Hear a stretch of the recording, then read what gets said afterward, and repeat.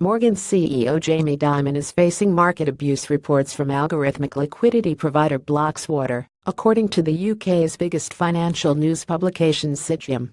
Earlier this month, at a banking conference hosted by Barclays, Dimon offered baseless condemnation on Bitcoin, claiming that the decentralized cryptocurrency is a fraud and that the government will soon close down the network of Bitcoin.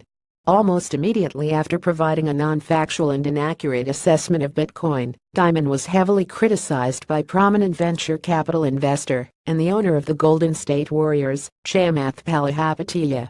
At the conference, in response to Dimon's comments, Palihapitiya explained that governments are limited in what they can restrict and regulate within the global Bitcoin industry and market. He emphasized that government agencies and financial regulators can control trading activities around Bitcoin, but cannot manipulate or censor the peer-to-peer protocol itself. To the Dimon's labeling Bitcoin as fraud, Palihapitiya answered absolutely not. It cannot be a fraud. What countries can constrain today is how it is effectively traded, but it cannot be controlled. It is a fundamentally distributed system that exists peer-to-peer. And so to the extent that you can basically eliminate the will and the actions of every single person in the world, you can eliminate it. But in the absence of that, the genie is fundamentally out of the bottle.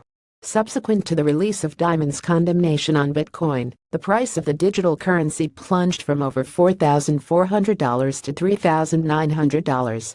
Many analysts have clarified that the price drop of Bitcoin most likely was not impacted by Dimon's comments, but rather by the Chinese government's imposition of a nationwide ban on Bitcoin exchanges.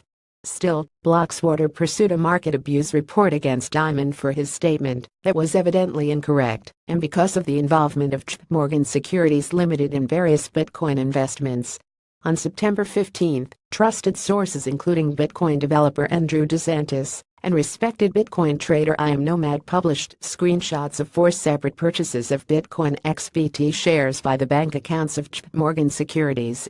Analysts as Tonvay suppose they are custodian accounts that purchased the shares of XBT Provider, a Nordic Nasdaq-based Bitcoin exchange traded Node ETN on behalf of clients.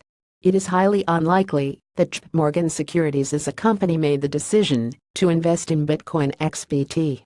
Instead, the clients of JPMorgan likely requested bank transfers to XBT Provider in Sweden in order to invest in Bitcoin through regulated channels.